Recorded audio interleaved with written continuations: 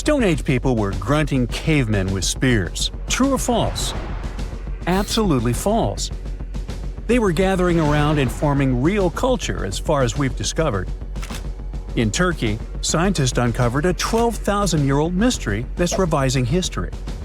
It's a sophisticated cosmic calendar made out of giant stone temples that may actually be a warning from the stars.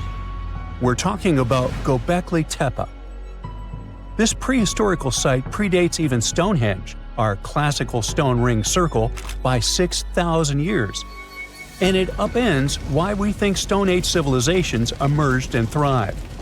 Here's how this discovery could change our collective history. Around 10,850 BCE, a massive comet, or better yet, a bunch of comet fragments, smashed into Earth. The skies darkened, the temperature dropped, big animals vanished, and it kicked off a mini ice age that lasted over 1,200 years.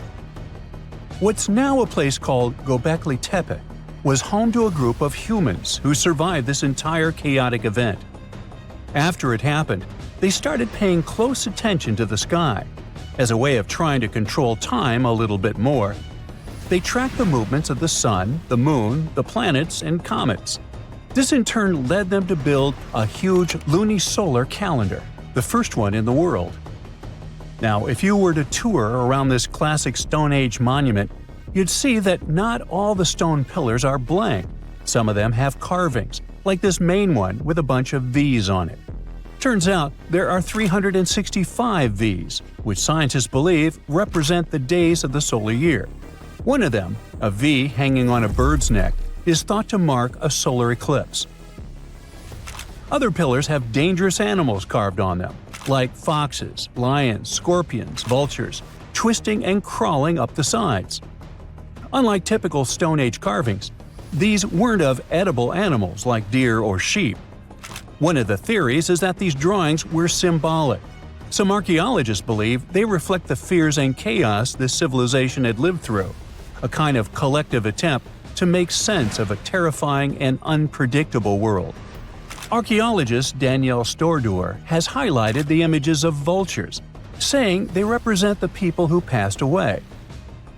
In some ancient cultures, vultures were believed to carry the souls of the deceased into another realm. She's seen similar symbols in ancient sites nearby. To understand why this all makes sense, we need to dig deeper into the real purpose of this site.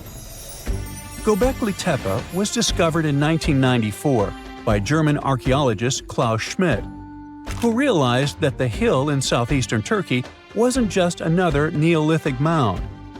Underneath it, his team uncovered massive stone circles supported by pillars weighing up to 20 tons. Radiocarbon dating puts the site at around 12,000 years old, making it the oldest known ceremonial structure ever built. I mean, it predates the Egyptian pyramids by over 7,000 years. This discovery shocked the archaeological world. At the end of the Ice Age, humans were supposed to be nomadic, surviving off wild plants and animals, not building sacred complexes with symbolic art, and giving birth to what we now classify as civilization. We usually think civilization starts with farming, then villages, then crops. But this site suggests something more surprising. Early humans may have come together not to grow food, but to worship. Schmidt found no signs of homes, hearths, or permanent settlement, just stuff used for rituals and gatherings. This has led researchers to believe that spirituality and communal rituals came first and that farming followed. Because to build something this massive, you'd need hundreds of people working together, which in turn would have sparked the need for food, organization, and social structure. In other words, the temple came first, then the village, then the farm. Now, Göbekli Tepe isn't just stirring debate because it's old.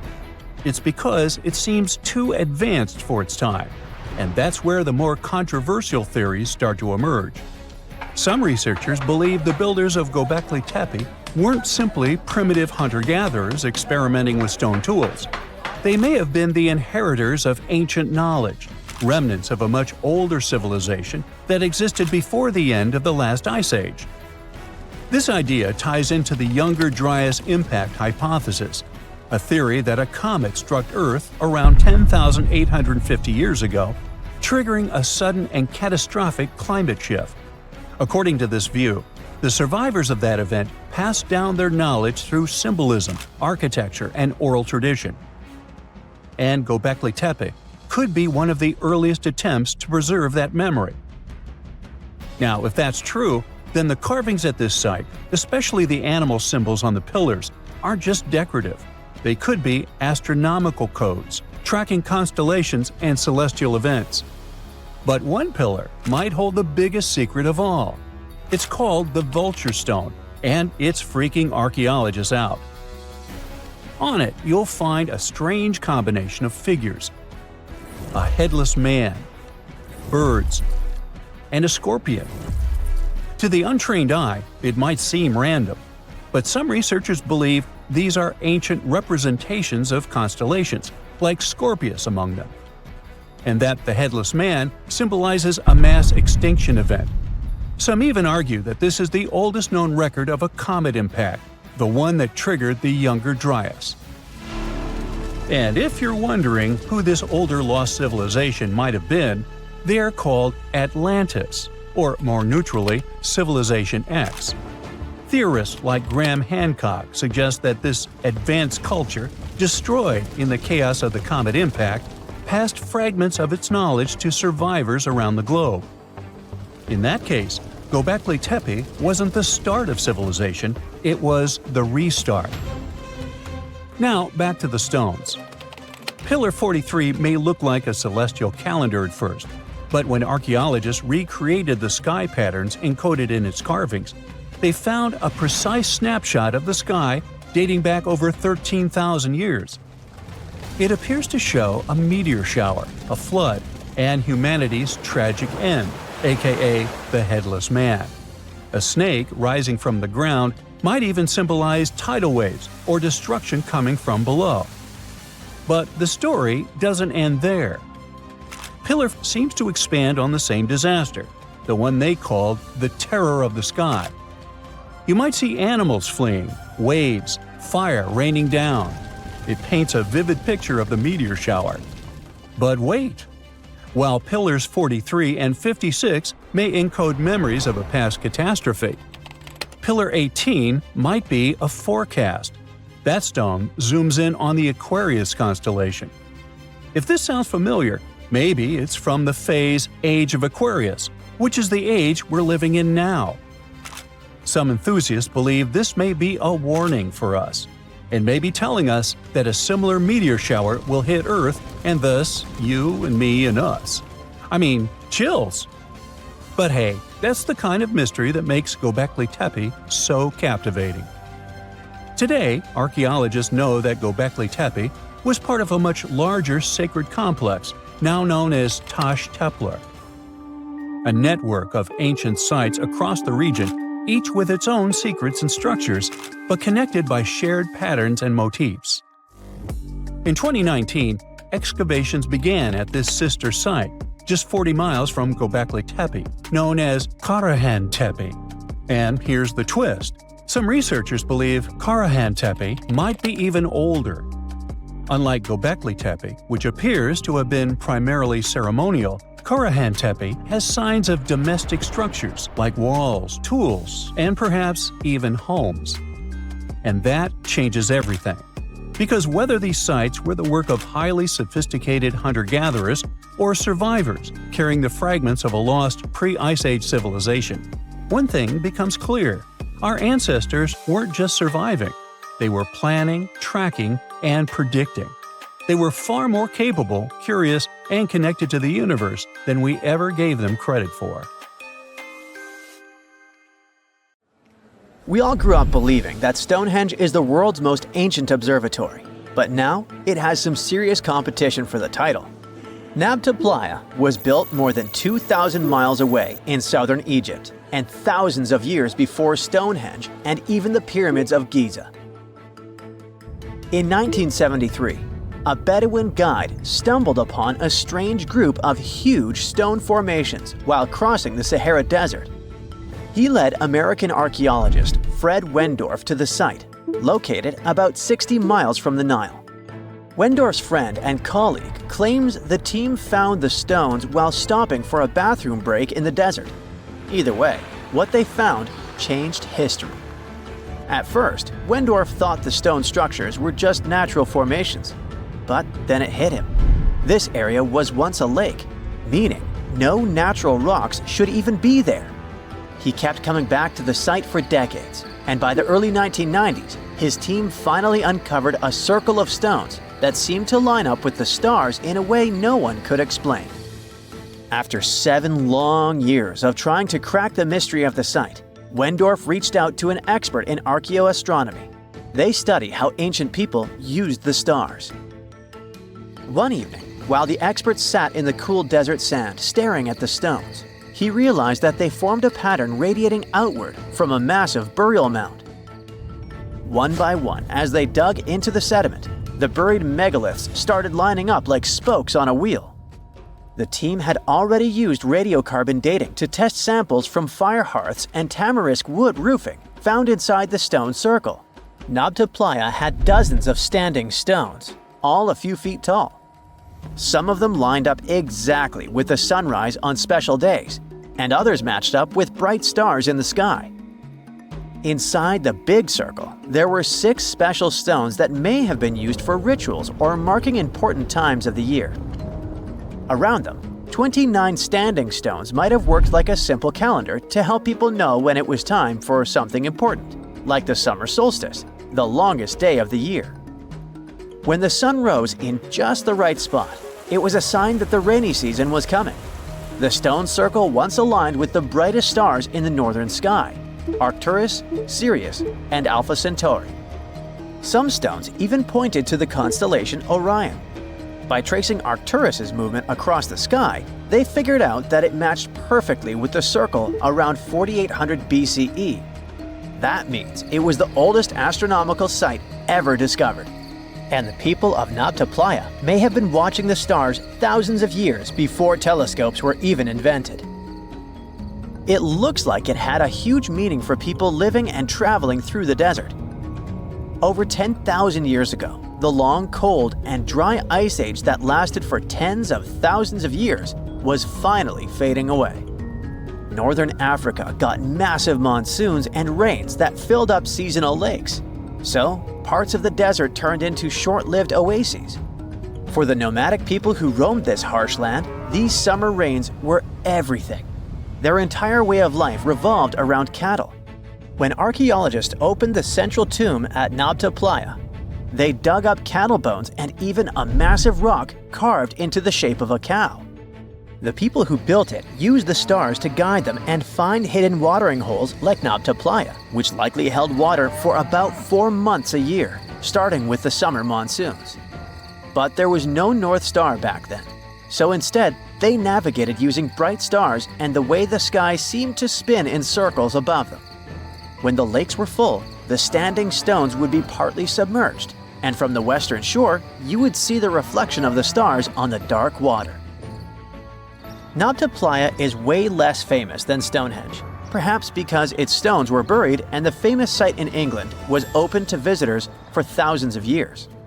Sadly, when Nabta Playa did become famous, some tourists ruined parts of it by moving stones around, which messed up the ancient star alignments. To protect it, the authorities moved everything to a museum where people can see the stones and the carved cow statue without damaging them. The Egyptian observatory isn't the only construction similar to Stonehenge. It has versions that were used for different purposes from Germany and France to the US and the Andes in northern Peru. This last one is actually one of the oldest big structures ever built in this region. The circular plaza is made of 2 giant stone walls arranged in a ring. It was likely used for ceremonies and gatherings. Scientists have carbon dated it to be about 4,750 years old, which means it was built before the Great Pyramids of Egypt and Stonehenge. The plaza had 2 entrances and a special layer of clay, soil, gravel, and charcoal underneath. It was carefully planned and built. Archaeologists also found ceramic pieces, quartz crystals, and gemstones at the site, so it was definitely a special place. People visited it for centuries, but at some point it was sealed off, probably because of changing beliefs and traditions. The most recent discovery was the remains of a large timber circle roughly the same age and with parallels to Stonehenge, all the way up in Denmark. This open-air structure was likely part of a special area where prehistoric people from the late Neolithic and early Bronze Age gathered for rituals and ceremonies. The circle was made up of 45 giant wooden posts, forming a huge ring about 100 feet wide. The wood is gone now, but scientists believe tall timbers once stood in the holes and created an impressive wood henge. No one knows exactly what these circles were used for, but archaeologists have found animal bones and food remains at similar sites. So people probably used to gather there for feasts and rituals. In 2024, scientists found 2 ancient stone circles from the Neolithic period in Dartmoor National Park in England. Some archaeologists believe they might form a sacred ark. Many of Dartmoor's stone structures were built in a curved shape on the high ground in the center of the area. A long time ago, Dartmoor was covered in forests, so people may have used the high ground as important markers. One of the newly found circles fits inside this ark, but the other one is outside of it, to the north. This could have been an entrance point into the ark.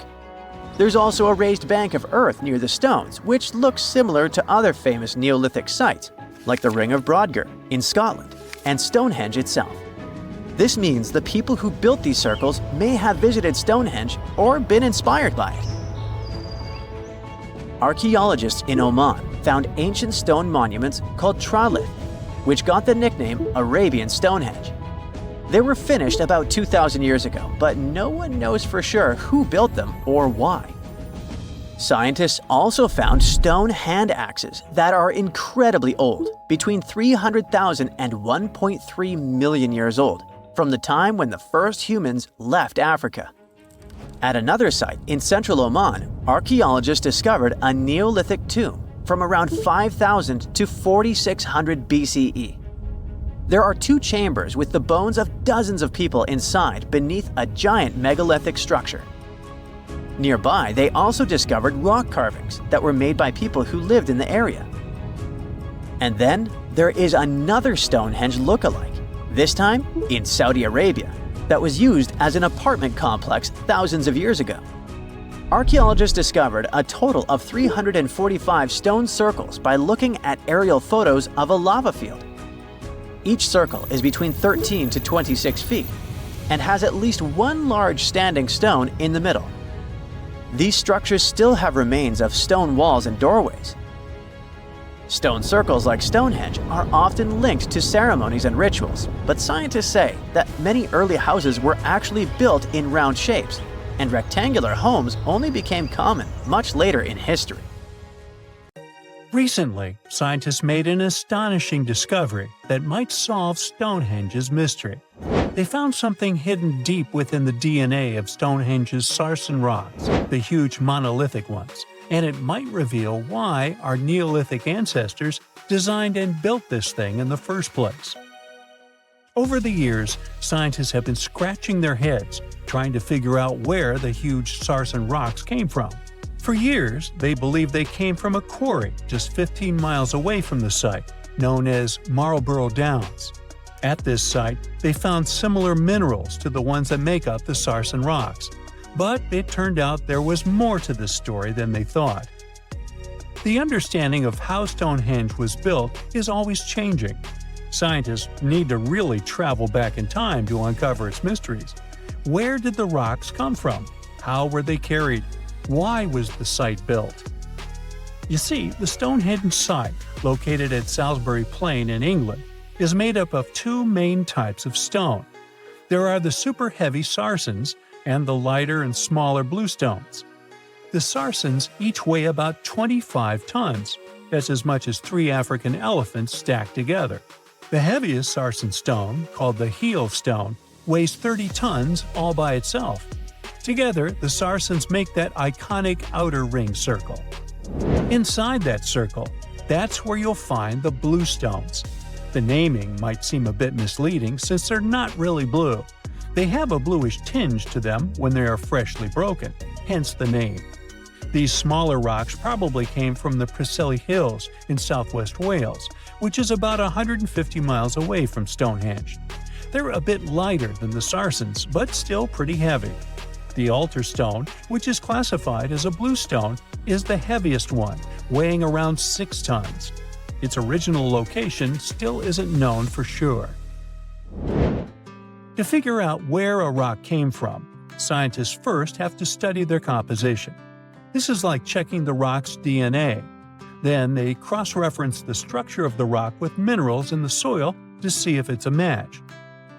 Most of the sarsens we see around southern England are actually made of a type of sandstone known as silcrete.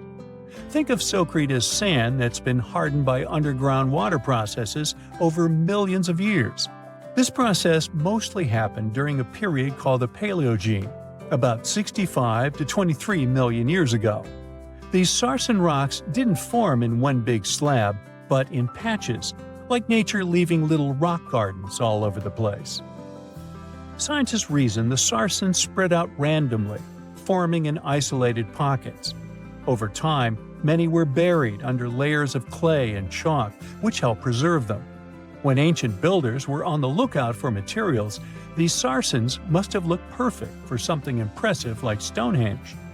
Actually, sarsens have been used in everything, from Roman villas to medieval churches, and even in things like road curbs and old field walls. One could say these rocks were the it material for ancient builders, and continue to be popular even into more modern times. This fact made scientists start wondering that maybe not all sarsen stones that were used to build Stonehenge came from the same place. They've identified sarsen sites all over the UK, in places such as Oxfordshire and Kent. After hundreds of years of studying the sarsens, geologists finally had the right type of technology to determine the origin of the stones. Now, I wish I could tell you that it was some undisclosed location very far away from the site. But, as it turned out, the sarsens were originally from Westwoods, the forest near Stonehenge.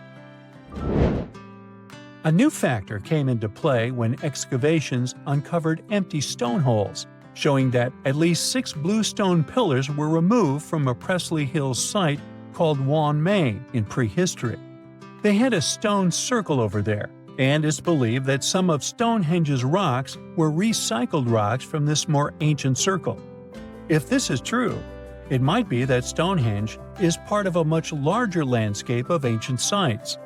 If this is the case, then Stonehenge is just the cherry on top of a much larger scale project. Think of it as the sacred centerpiece of an entire landscape of monuments, mounds, stone circles, and things. This is why scientists want to find out where the rocks came from so badly. It could lead to why and how Stonehenge was built. Now, Stonehenge didn't just pop up overnight. It was built in several stages over hundreds of years. It's likely that it wasn't a single unified vision, but more like a big community project that evolved over time. With each generation, the builders brought in their own ideas, creating a stone structure that would last for ages. The first stage was around 3100 BCE. That's when people dug out a circular ditch and likely set up some bluestones as sort of a starter ring.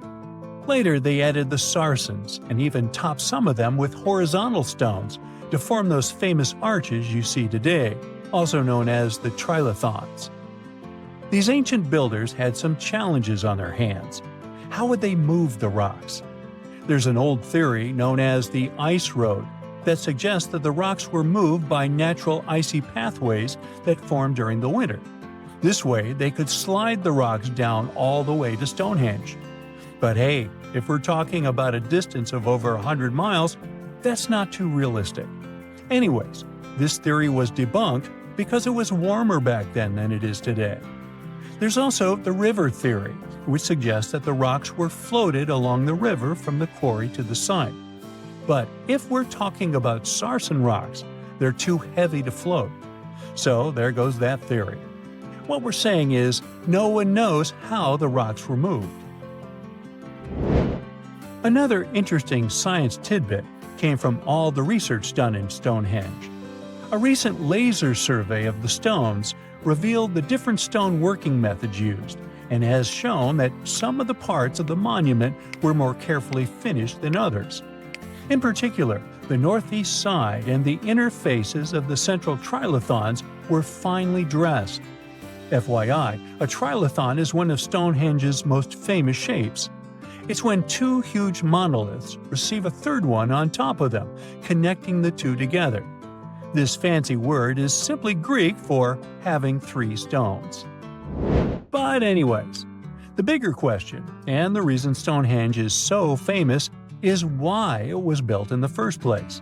Theories are all over the place, and some sound like they're straight out of a sci-fi show. So here's a rundown of the most popular ideas. There's, of course, the solar calendar theory. This one supposes that the stones are aligned with the movements of the sun, especially during the summer and winter solstices. During the summer solstice, the sun rises to the left of the heel stone, that's the lone stone outside the main circle, lighting up the entire monument. Some say it's the ancient version of a calendar, marking the year's longest and shortest days. Some archaeologists think Stonehenge might have been an ancient healing center. Pieces of bluestone have been found chipped away, possibly by people who believed they had healing powers. The theory goes that people traveled from all over to come to Stonehenge in hopes of a cure for whatever was ailing them. There's also some speculation that Stonehenge was the place to be. Think of it as an ancient gathering spot. Some evidence suggests that communities from distant areas traveled to Stonehenge for gatherings, feasts, and ceremonies.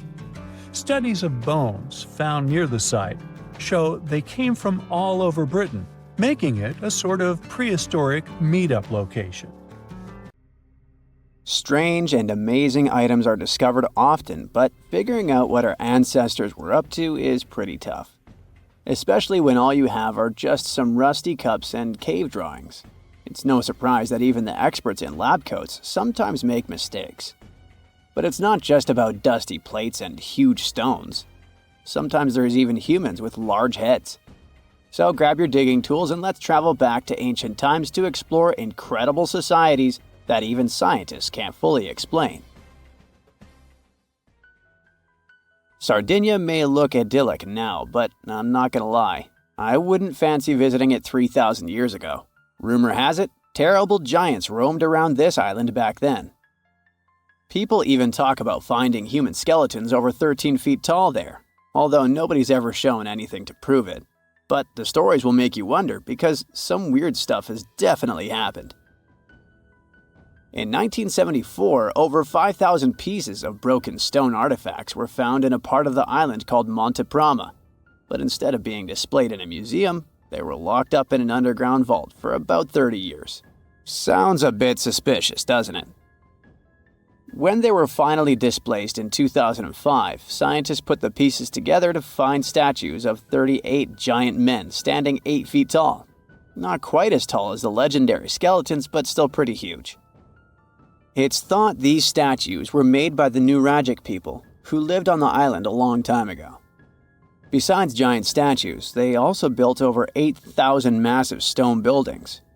Perhaps Nuragic weren't giants themselves, but they definitely liked their things big. I do too. I like a big number of likes on our videos. That would be pretty great. Thank you if you liked this and subscribed. Now back to the video. You and I are pretty smart, but we might not be the smartest humans ever. Actually, we might not even be the smartest species. Since 1913, some skull fossils found in South Africa have hinted at a possibly smarter contender called Boskop Man. This human-like species might have lived as recently as 10,000 years ago. Their skull suggests they had really big heads, which means their brains could have been 30% bigger than ours. Wow! Their average IQ could have been around 149, making them among the smartest 0.05% of people today. But if a Boskop brainiac was so much smarter, why are they not around and we are? Well, bigger isn't always better, you know. Our brains are a lot bigger than our ape relatives, mainly in the prefrontal cortex. This part helps with high-level tasks like making decisions, remembering things short-term, and being aware of ourselves. The parts of the brain that handle our senses and movements haven't really grown much. So, maybe the Boskops spent too much time dwelling on the past rather than doing practical things like hunting. But this is all just guessing. We really don't know what happened to these clever cousins of ours. Some people even argue that Boskops weren't any different from us, with the only evidence being parts of skulls. The jungle is huge. Did you know the Amazon rainforest is home to about 30% of all the world's plant and animal species? That's impressive. However, the history of one native species, humans, has long puzzled scientists.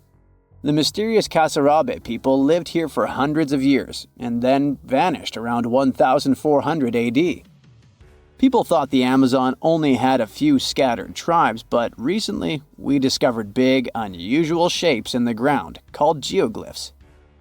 These might look like simple shallow ditches, but they're actually the remains of a vast civilization that spread over 5,000 square miles and includes about 450 markings, some as wide as 1,300 feet.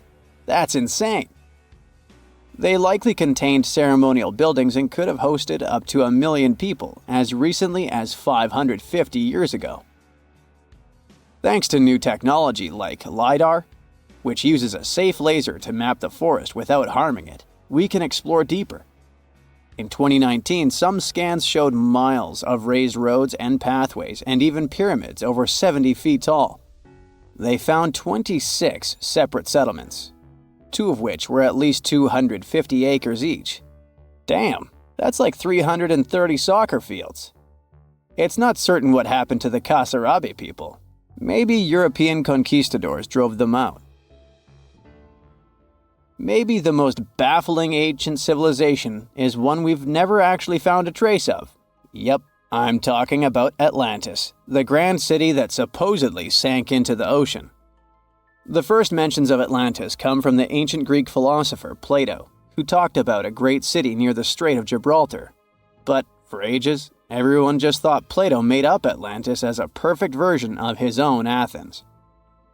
So why, about 12,000 years after it supposedly vanished, do we still wonder if it might be real? Well, in the 19th century, U.S. Congressman Ignatius Donnelly wrote a book giving 13 reasons why he thought Atlantis was more than just a myth. Then, in 1965, some folks thought they actually found Atlantis when they discovered the Rewrote structure, a massive 25-mile-wide dome in Mauritania, Africa. It's so big that you can see the whole thing from space. 2 astronauts flying over the Sahara Desert spotted this giant eye staring back at them and thought they'd made the discovery of a lifetime. Unfortunately, there's no solid evidence linking this structure to Atlantis. It's believed to have formed from volcanic activity about 100 million years ago. But it does look suspicious, doesn't it? Still, we're no closer to knowing the truth. Imagine going back to about 3,300 BCE and finding yourself in South Asia. Welcome to the Harappan civilization. These people were way ahead of their time. They had cities like Harappa and Mohenjo-Daro, complete with baked brick houses, sophisticated drainage systems, and even public baths. This place might have had over 5 million people, making it one of the densest regions at the time. They also invented a system of standardized weights that was incredibly useful for traders. And trading they did. These people had connections stretching all the way to the Middle East, thanks to their great skills in metallurgy. They even had a form of ancient branding. The seals were used to stamp clay on trade goods. Despite being so advanced with a thriving urban life, there's a whole bunch of mystery shrouding their language and script. We've got bits and pieces of their writing, but no one's deciphered them yet, even with all the technology we have today. We also still don't know how exactly their society worked. It looks like they didn't flaunt their social status as much as other civilizations. No grand palaces or massive monuments. Instead, their largest buildings might have been granaries. They sure were practical. Unfortunately, all good things must come to an end. Around 1800 BCE, this bustling civilization started to decline, possibly due to shifts in river patterns. As the environment changed, the Harappans packed up, moving towards more hospitable lands. Ever heard of the Minotaur? The beast with a bull's head and a man's body, hunting the bravest travelers in a massive maze. Well, this wasn't just any old tale. It was one of the most popular dramas of the ancient world, and it was inspired by this place, the island of Crete. The Minoans lived here during the Bronze Age. They had stunning palaces, amazing frescoes, and a culture so rich it still fascinates historians to this day. They built places like Knossos, which was so complex with its multi-story buildings and elaborate hallways that it might have inspired the whole labyrinth myth. Their engineering was so ahead of its time that even their drainage systems were more advanced than what many of us have today. Let me know in the comments which of these stories you find the most fascinating, and thanks for watching. Everyone loves a good landmark. The Roman Colosseum, the ancient city of Machu Picchu, the Giza pyramids. But have you ever wondered how it once looked? Way back in the days when they were built? Or even in the time they were covered in ivy and forgotten by humanity?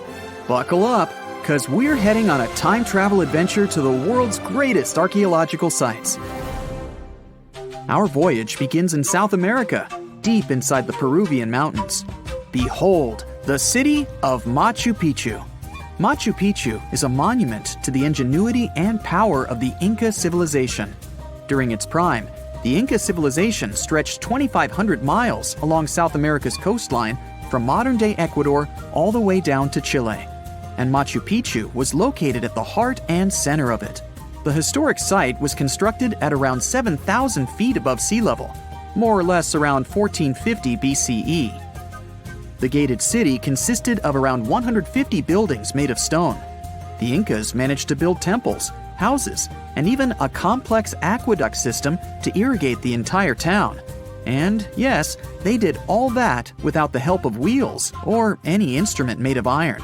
The housing model is somewhat similar to stone houses we see nowadays, with the difference that the Incas didn't use any cement to stick together the blocks of stone. Yet, they fit seamlessly on top of each other.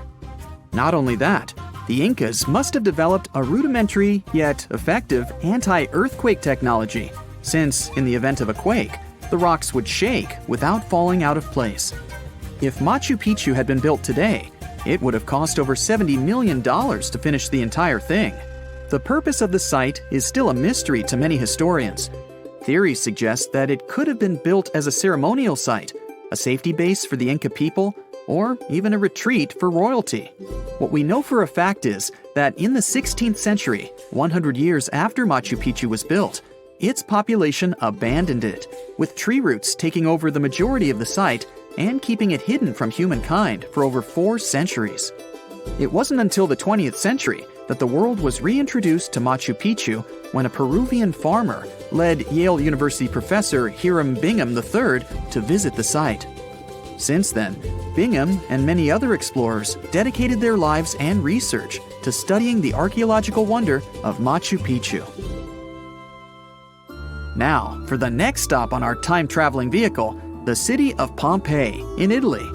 Pompeii has crowded our collective imagination for many years. The eruption of the Mount Vesuvius volcano in 79 AD and the destruction of an entire city is hopefully not something that will happen again. But I bet you're wondering, what did Pompeii look like on its last day? It took 18 hours for Pompeii's streets, markets, houses, and forums to be buried under millions of tons of volcanic ash.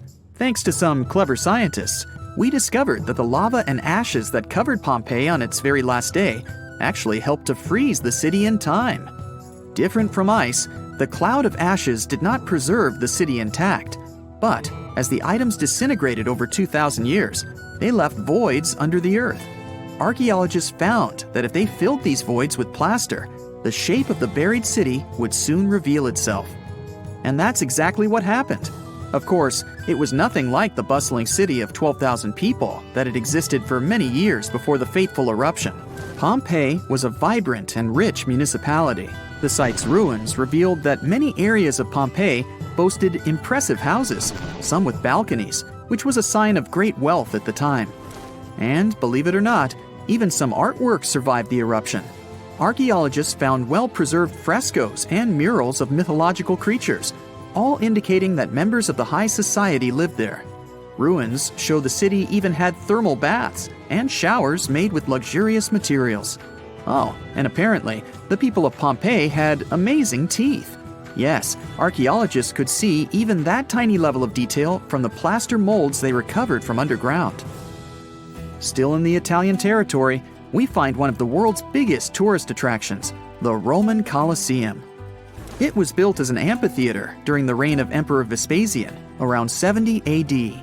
It wasn't until 80 AD that Vespasian's son, Emperor Titus, inaugurated the Colosseum. The monument was something to behold, with 157-foot-tall walls, over 80 entrances, and the capacity to host 87,000 people. All social classes and groups were welcome at the Colosseum, and this partly explains why it flourished for so many centuries. During the decline of the Roman Empire, around the 6th century AD, the Colosseum started being neglected and abandoned. The monument was looted, and some of its columns and stones were used to build infrastructure elsewhere. Only 1/3 of the original Colosseum still remains, and if it's big now, imagine what it once was. Greece was home to one of the world's largest empires. At the height of this empire, literally and historically speaking, more or less 2,400 years ago, the Greeks built a citadel known as the Acropolis. The Acropolis, which is composed of historical buildings, is considered to be one of the biggest landmarks of Western civilization to date. Tourists that visit the capital city of Athens today may be faced with yellowish and broken pillars of the Parthenon, standing way up high in one of the city's hills. But way back when it was built, between 447 and 432 BCE, the imposing and majestic Parthenon was purely white, as the entire monument was built with gleaming white marble. The statues inside were made of gold. The Parthenon is a 23,000 square foot temple held up by 69 marble columns. The largest blocks of marble are massive, weighing around 10 tons each. And the most surprising fact is that the marble didn't come from Athens, but from a nearby site that stood 10 miles from the Acropolis, known as Mount Pentelicon. Historians intrigued by where the primary material for building the Acropolis came from found tiny and big blocks of marble all scattered around the floor of Mount Pentelicon. There was also a paved road that the Greeks had built to carry the rocks around. But perhaps the most impacting monument of all times is located at the heart of the Middle East, outside the Egyptian city of Cairo. The pyramids are considered one of the 7 wonders of the ancient world. The Giza Pyramid Complex was built as a tomb for the pharaoh Khufu around 4,500 years ago. Between 20 to 30,000 people took part in the construction process. It's composed of 3 pyramids. The massive monument is made out of approximately 8,000 tons of granite and over 550,000 tons of mortar, which gives it the appearance it has today. Would you believe me if I told you that the pyramids didn't always look like this? Far from it. They were shiny white with a golden triangular tip at the top. This is because the Egyptians used over 6 million tons of limestone to cover the entire rocky, step-like structure, all so that they could gleam white under the unforgiving sunlight of Egyptian skies. The Pyramid of Khufu remained the tallest structure on Earth made by humans for over 3,800 years. It was the only 8-sided pyramid in Egypt and was believed to align with Orion's belt. It's considered to be the most aligned construction facing north. In 1979, it was inscribed on the UNESCO World Heritage List. Let's head on down to the Indian city of Agra to quickly visit the Taj Mahal. You may know it as the Taj, but it can also be called by its more endearing name, a teardrop in the cheek of time. The Taj took over 22 years to build and was commissioned in 1632 by Mughal Emperor Shah Jahan as a declaration of love for his third and favorite wife, Mumtaz Mahal. It was made with ivory white marble, and amazingly, due to tight conservation, it still remains very similar to what it was when it was built. I think all this talk of landmarks got me thirsty for some traveling. What about you? Tell us in the comments below if you've ever visited some of these sites, or which interesting landmarks you'd add to this video. The county of Kent, England, has a cultural treasure called the Margate Shell Grotto. This subterranean passageway is lined with about 4.5 million seashells, composing an intricate mosaic. The gorgeous landmark was stumbled upon by accident in the 1800s, and it's still engulfed in mystery to this day.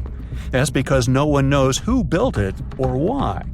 Experts can't even figure out how it was built, since they'd need to collect samples from the walls and the removed parts would be irreplaceable. A brief analysis of the substance beneath these shells points to some sort of fish-based concoction. Some believe these walls were designed by some sort of evolved ancient civilization. Others describe the Margate Shell Grotto as belonging to either Egyptian, Roman, Indian, or Phoenician architecture. One other potential explanation is that the masterpiece was a personal project of an eccentric Victorian aristocrat. Now, the Roman Colosseum used to be nearly twice as large as it is today. However, it did not survive in its full form throughout the ages. Let's look at some of the history surrounding the Colosseum to piece the story together and how it managed to be scattered around town. The construction of this building began in 70 CE under Emperor Vespasian. Is that where Vespa comes from? Ever since it first opened, it was home to lots of activities and shows, featuring the mighty gladiators and a large array of exotic animals. And we'll leave it there. Its architectural glory started to dim down in 217, when a fire struck the upper parapets and much of the building's interiors. It took a whole century to finish the repairs for the damages, but the first form of the Colosseum would be gone forever. The downfall continued with an earthquake that affected southern Italy in 443. At this point, a big part of the Colosseum's outer ring was damaged. After the Siege of Rome, which happened in 472, locals met hardship, so a lot of them had to rely on selling pieces of limestone from the ancient Colosseum. Its most devastating blow came from another earthquake, which happened in 1349. This is when the south side of the building completely collapsed. That's when it started to look more like the building we see today in the Italian capital. However, the pieces of stone that were shaken off from the Colosseum were used to rebuild some other famous landmarks in Rome. So, if you just think about it, the missing part of the Colosseum isn't missing at all. It's just been repurposed, scattered around the city. Official efforts to preserve the Colosseum started around the 17th century and have been developing ever since, culminating with the massive Roman building being named one of the 7 wonders of the world in the 21st century. Now, the Colosseum may be the most famous, but it's certainly not the only ancient amphitheater worth mentioning. Continuing the list is the Amphitheater of El Jem, which dates to around 238. You'll find it in the small Tunisian town of El Jem. History connoisseurs may know El Jem as one of the best preserved Roman stone ruins in the world. It stands at about 100 feet tall and has the capacity to host around 35,000 people. No list of important ancient sites is complete without mentioning the glorious city of Pompeii in Italy. A massive eruption of the Vesuvius volcano covered the entire city in a considerable layer of volcanic ash.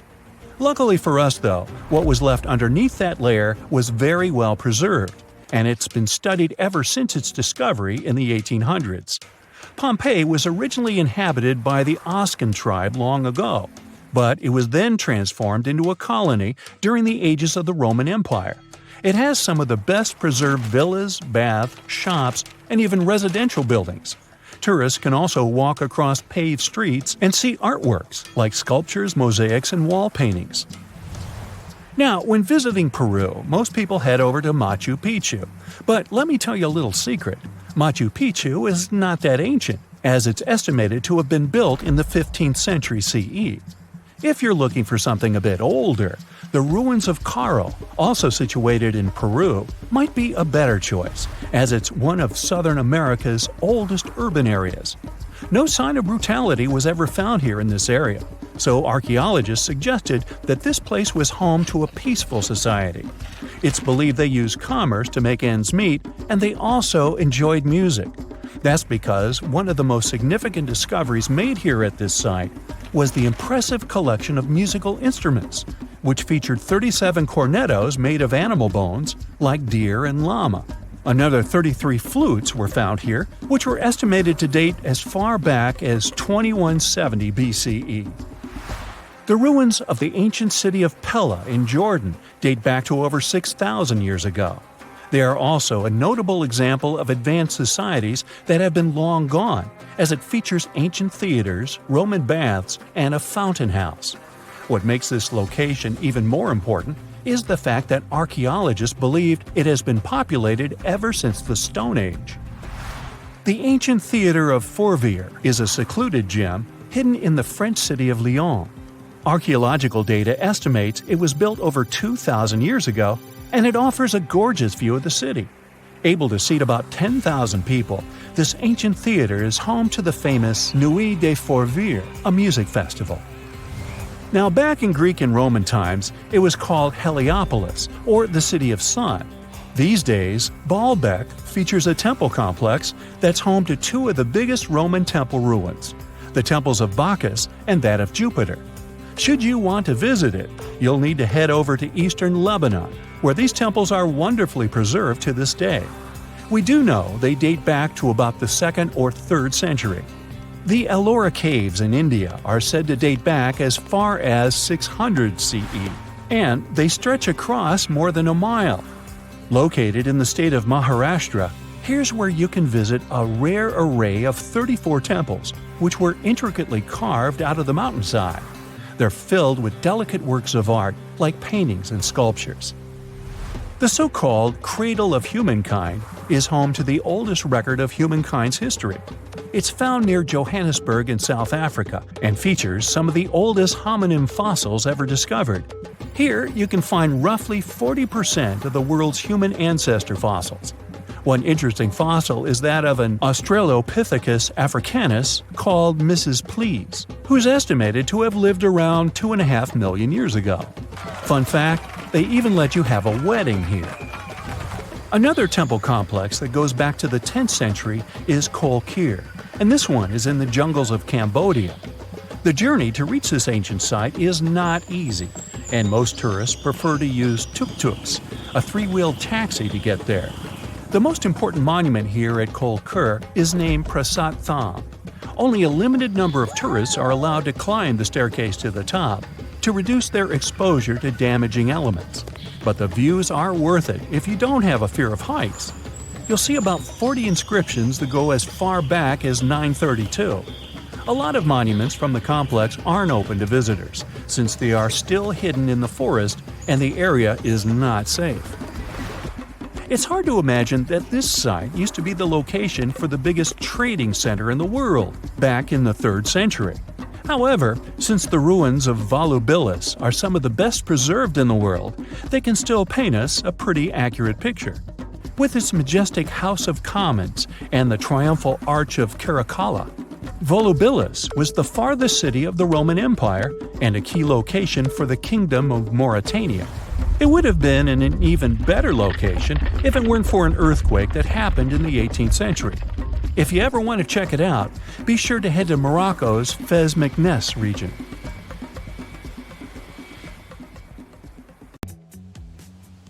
Hey, if you think Stonehenge is one of the oldest stone monuments ever, well, let me introduce you to Göbekli Tepe.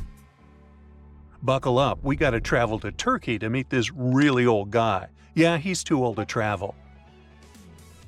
Jokes aside, Göbekli Tepe, an archaeological site located in southeastern Turkey that dates back to the Neolithic period around 10,000 BCE.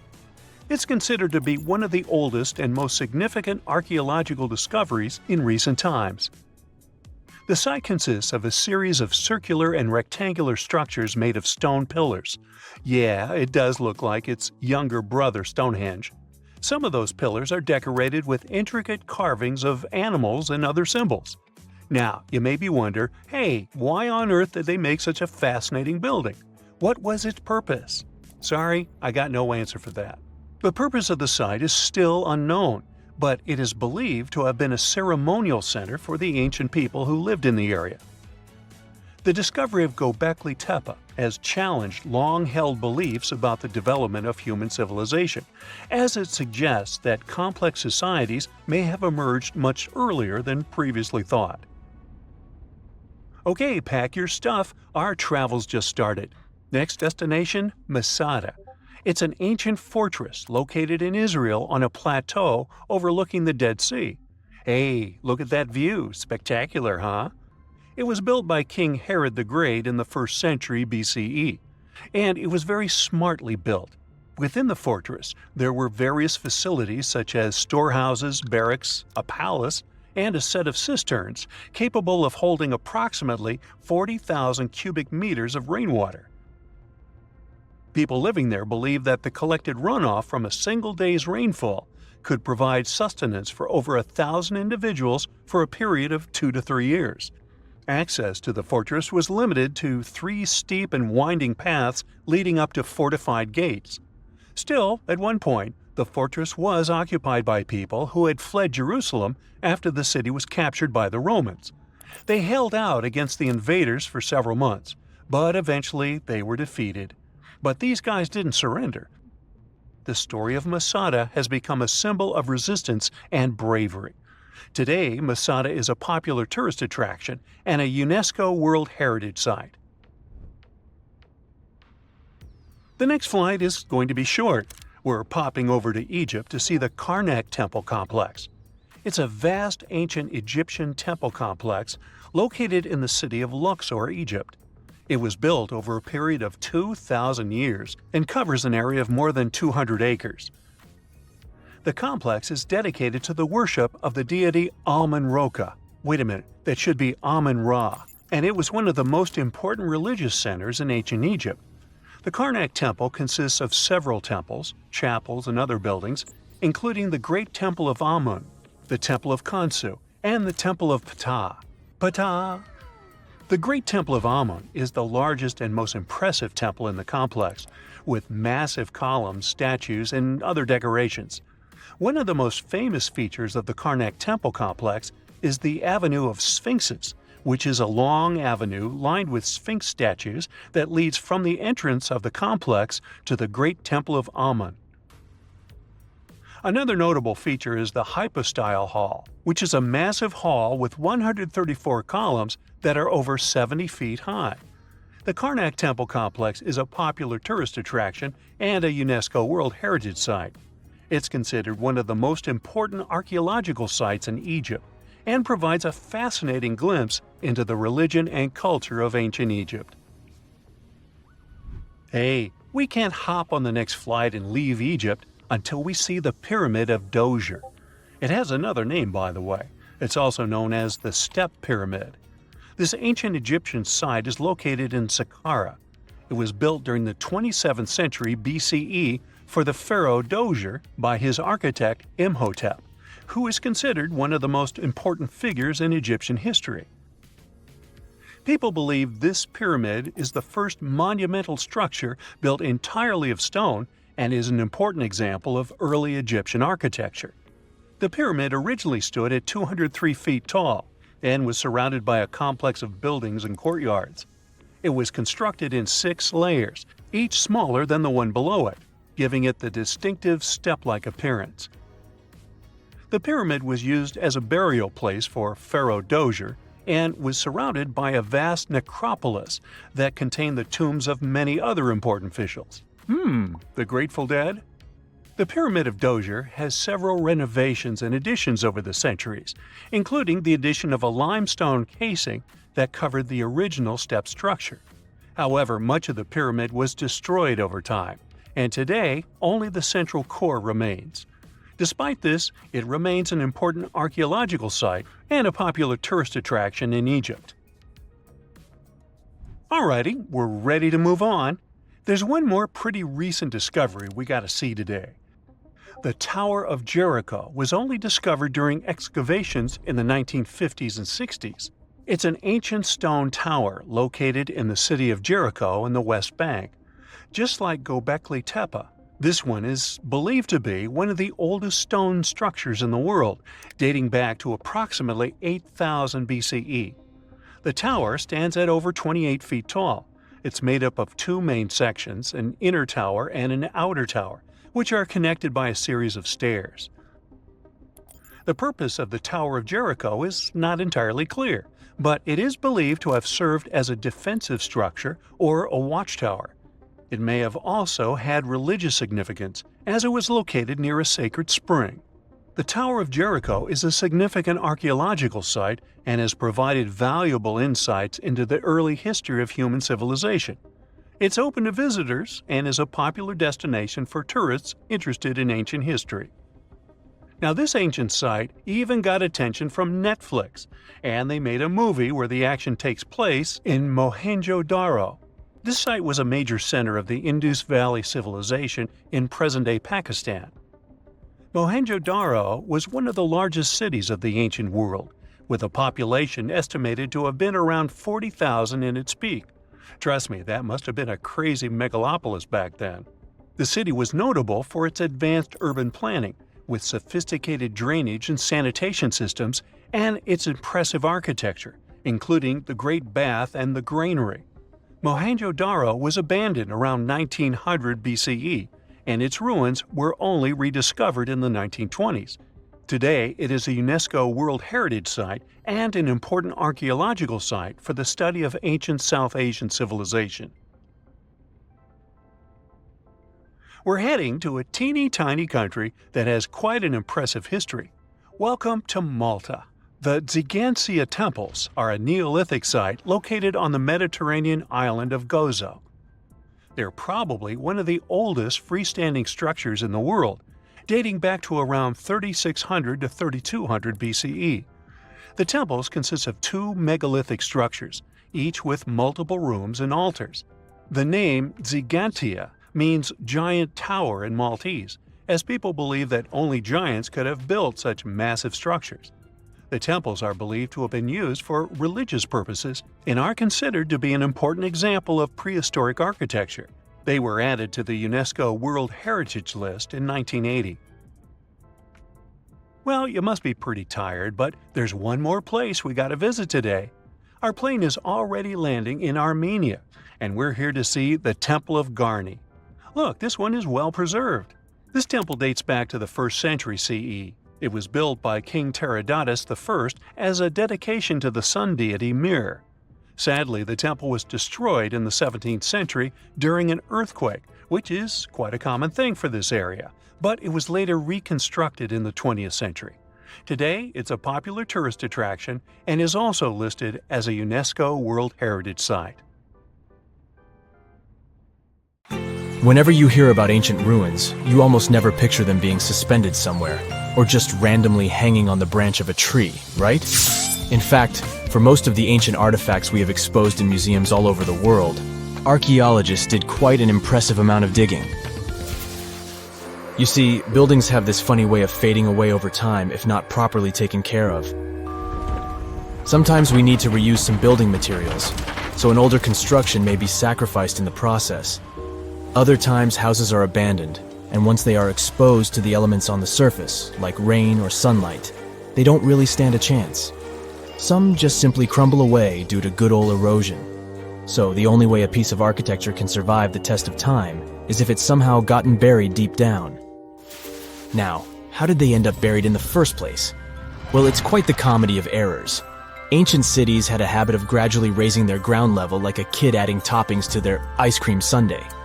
You see, these settlements were always busy collecting food and building materials to keep up with their ever-growing population. But hey, who has time to deal with waste and rubbish? It wasn't exactly high on their to-do list back in the day.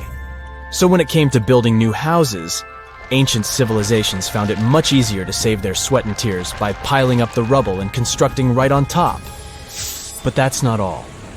Rivers would also occasionally flood and deposit a layer of sediment on the city floors, further encapsulating those ancient constructions. And in those dry regions like the desert, where the wind likes to show off its sand and dust dance moves, you can bet it was a constant struggle to keep the establishments clean. One hilarious example is the Sphinx. which had its head buried in sand until a group of archaeologists unearthed it in 1817. Some ancient towns eventually got covered up because they were completely abandoned. With less human activity to control their expansion, plant seeds couldn't resist the opportunity and sprouted all over the place. They gobbled up carbon dioxide from the air and grew, adding more and more bulk to the ground. Those cheeky roots even decided to stabilize the soil made from decaying plant matter, creating layers upon layers of earthy goodness. It's like the ultimate DIY project Mother Nature embarked on, with plants as her loyal helpers.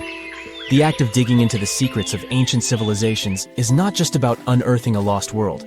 It's also an epic quest to reveal the hidden treasures beneath layers of history. But how do archaeologists know where to dig in the first place? If everything is covered in layers upon layers of sediments, debris, and plant roots, they must have some sort of system they rely on before embarking on a new project, right? For starters, they're not always the ones suggesting an archaeological dig in a certain location. Let me explain. Let's say you're a contractor and you want to build a new fancy apartment complex in your city. Some local legislations have certain requirements before your project can start, though. For instance, before anyone starts building on a piece of land, they might need to bring in specialists to check the soil. These clever folks can be archaeologists, geologists, or paleontologists, and they need to keep an eye on things during development. If any artifacts or ecofacts, fancy word for organic remnants, are discovered, these experts swoop in to excavate and study them. But what about sites that have nothing to do with bulldozers and yellow hats? Archaeologists have more than one trick up their sleeves when it comes to locating ancient hotspots. They dive deep into historic records with a healthy dose of detective work. By sniffing out old documents and maps, they can piece together the puzzle of human activity in a specific area. If a site has been visited before, it's even better. Finding records of past excavations or historical accounts can give archaeologists lots of information on where to continue their treasure hunt. Before archaeologists start swinging their shovels, they engage in a bit of a visual scan mission.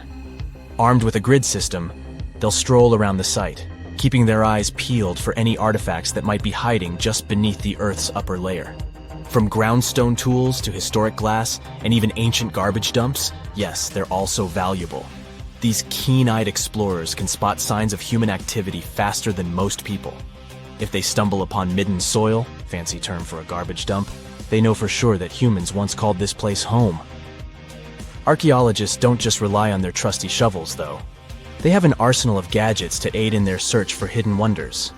Geophysical tools are like their secret weapons. Take the resistivity meter, for example. This clever contraption measures the electrical component of the soil and any buried features or artifacts. A buried wall, for instance, will create a different resistivity reading than the surrounding soil. Magnetometers and ground-penetrating radar work in similar ways, showcasing potential hints of ancient treasures in the soil.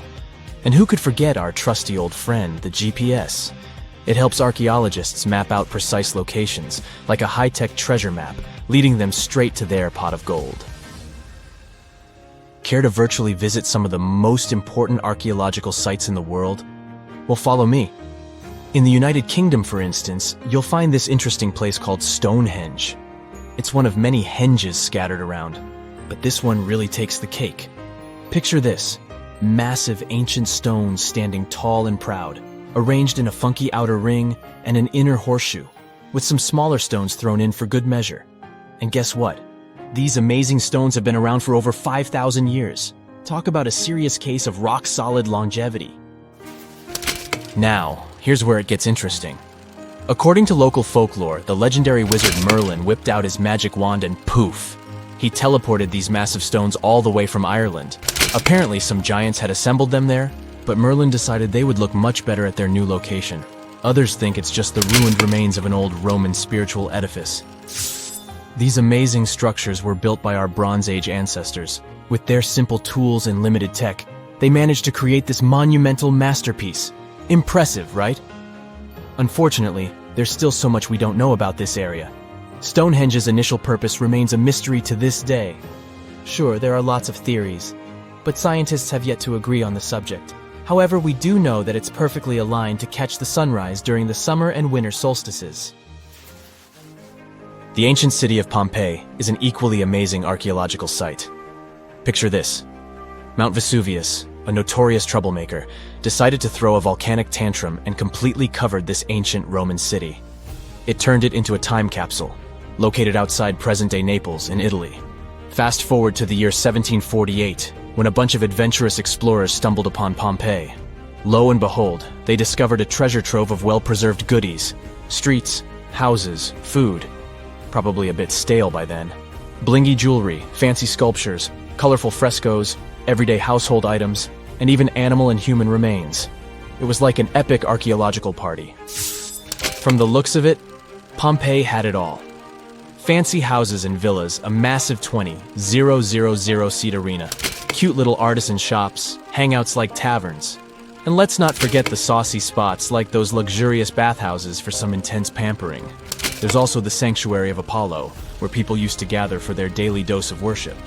And of course, the bustling heart of the city, the Forum of Pompeii, where all the cool people used to hang out. And guess what? Pompeii is so cool that it made it to UNESCO's World Heritage List back in 1997. That's like the ultimate Hall of Fame for historical awesomeness.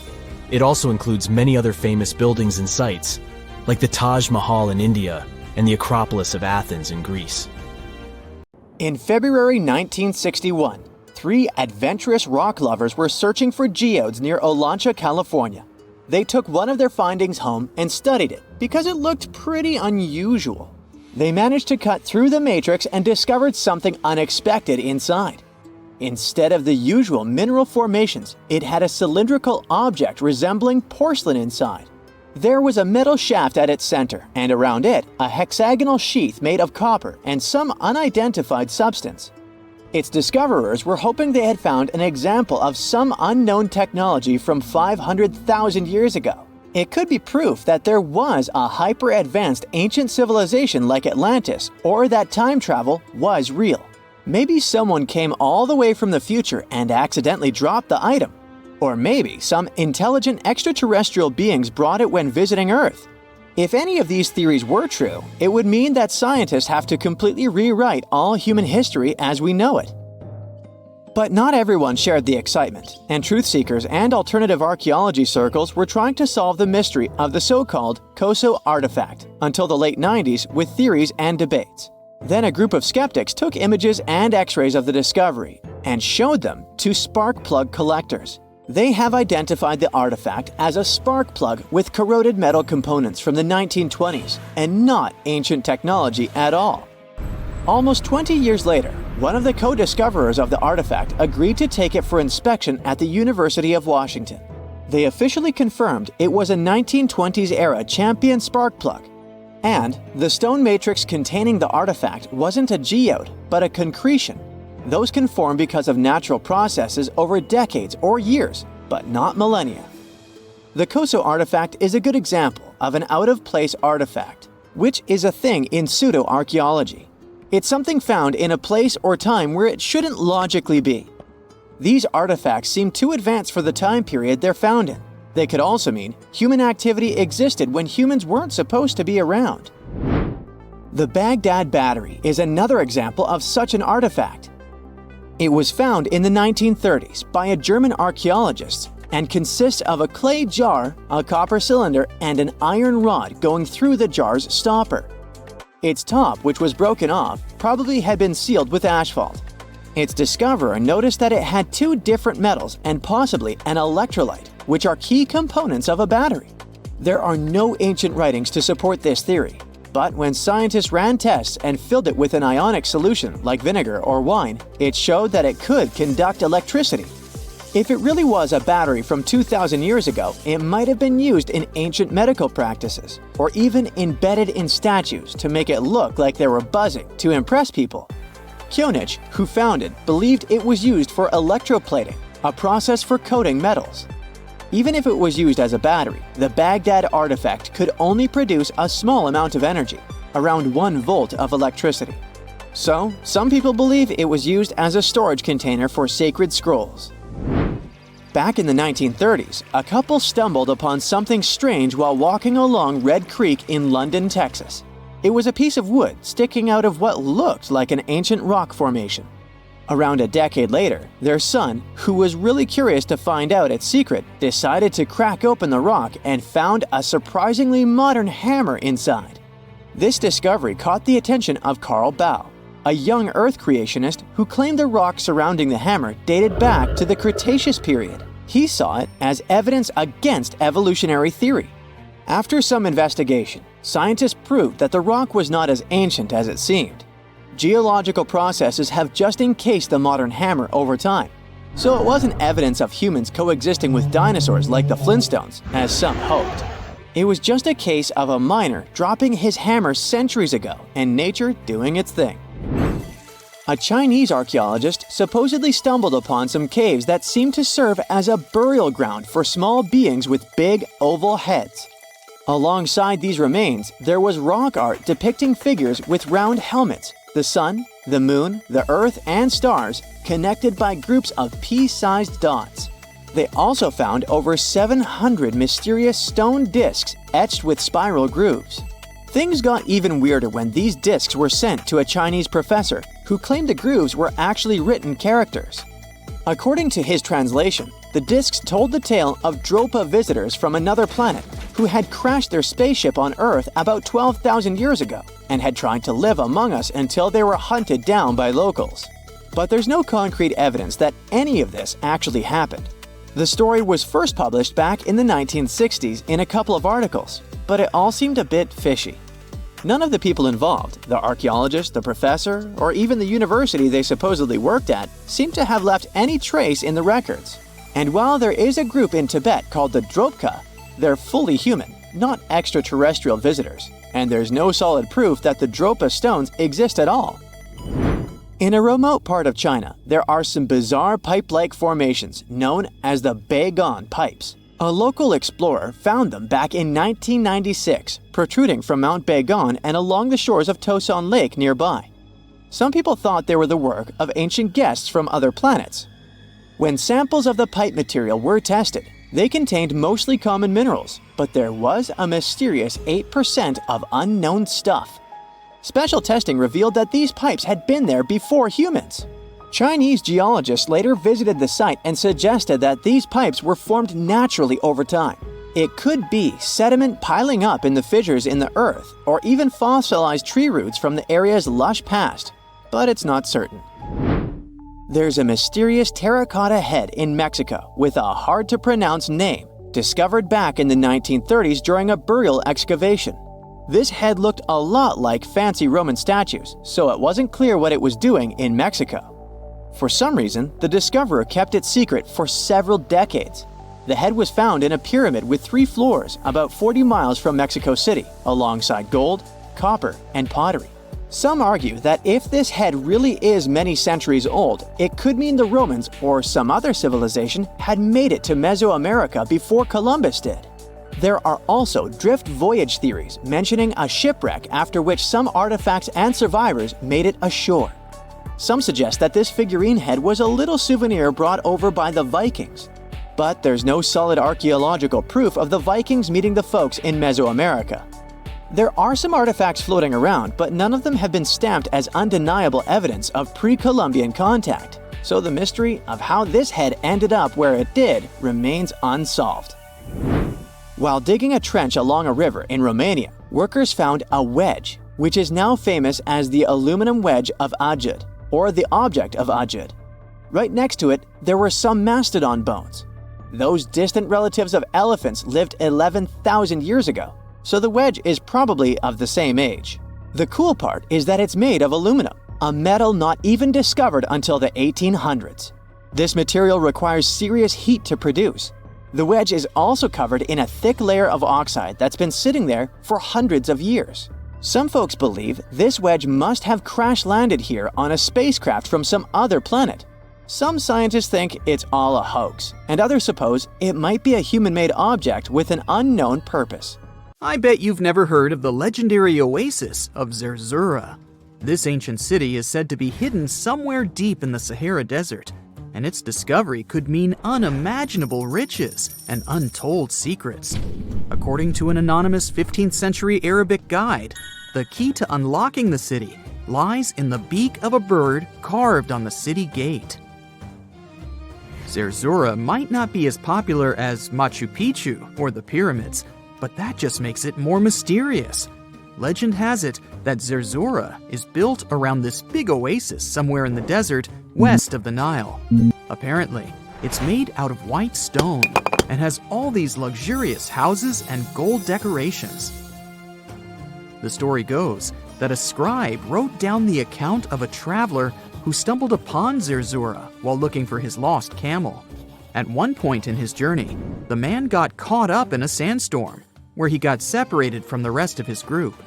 The traveler kept wandering in the desert for days, and then, out of nowhere, two men showed up and guided him to the city of Zerzura.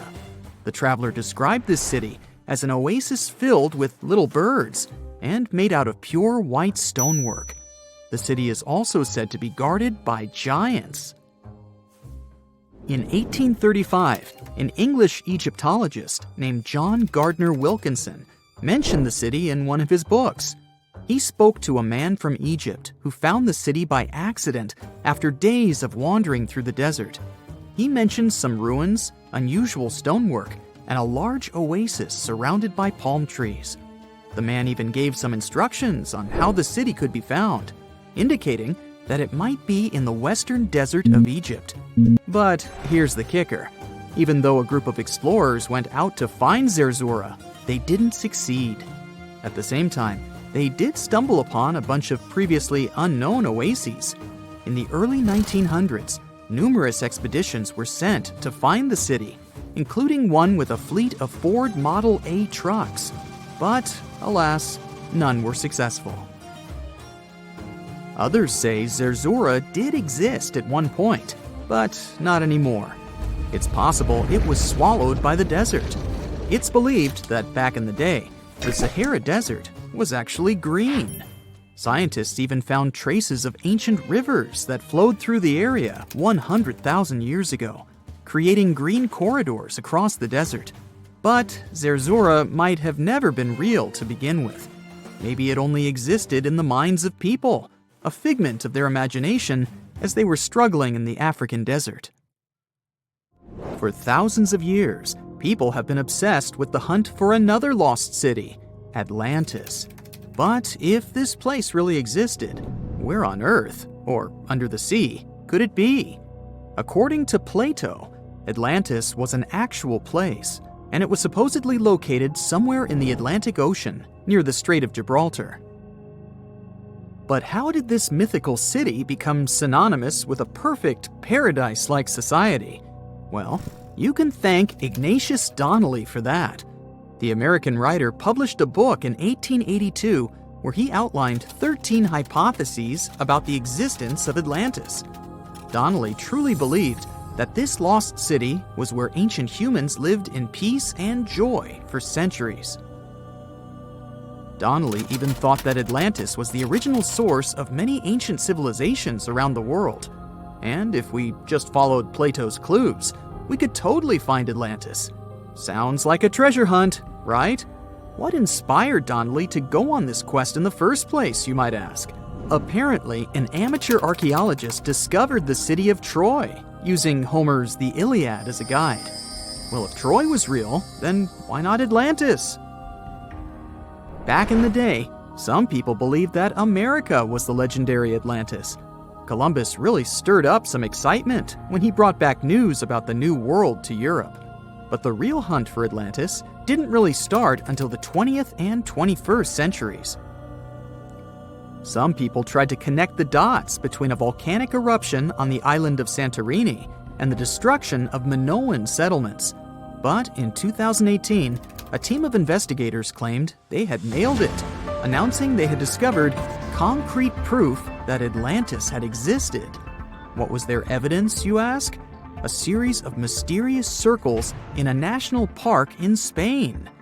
But the circles turned out to be nothing more than experimental ponds for studying zooplankton. Let's face it, there's no real evidence that Plato's lost city of Atlantis actually existed.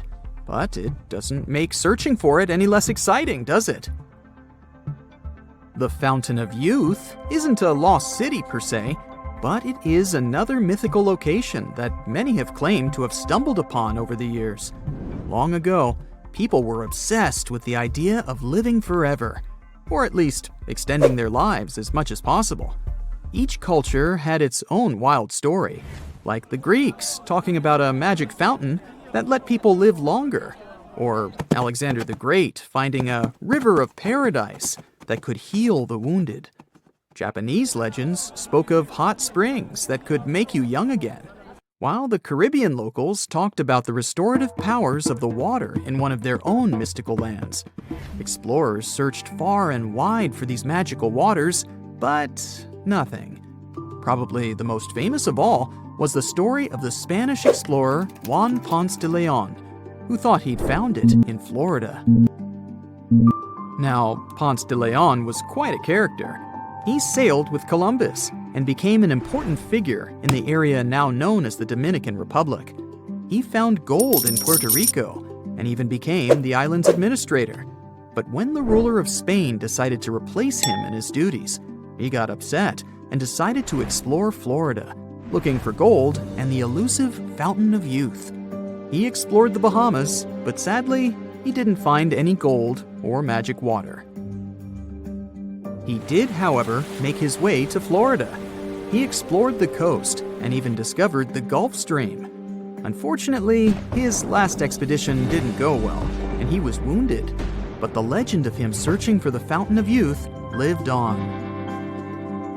Even though historians don't think he was really looking for the Fountain of Youth, thousands of people visit the Fountain of Youth Archaeological Park every year to try the sulfur-smelling water. It's the oldest attraction in Florida, which has been around since the 17th century. Some say the water has unusual properties, but I'll leave that up to you to decide after you visit this place. Norse mythology has its own mysterious land called Thule. It's said to be somewhere between Scandinavia and Iceland, where the sun barely shines and the cold bites hard. The folks there survive on a diet of millet, herbs, fruits, and roots, washed down with a grain and honey brew. As for its exact location, scholars can't seem to agree on it to this day. The legendary ancient Greek explorer Pytheas was said to be the first to stumble upon Thule during his quest for tin mines. He sailed his way up north, passing by Scotland, and after 6 long days of sailing, he reached Thule. The people there, according to Pytheas, were quite primitive, but that's no surprise since they were just simple farmers living off the land. They showed Pytheas where the sun set on the shortest day of the year. They also told him that in winter, the sun never rose at all, and in summer, there was no night. For many years, historians have been debating the true identity of this mythical land of Thule. Some say it's Iceland, while others claim it's Norway. A little bit of progress has been made recently with the help of a team of researchers. If their findings are correct, Thule might be the elusive island of Smola. That's farther south than any of the Norwegian islands that were on the list of contenders. It may be too soon to celebrate, but it does look like Thule has finally been found.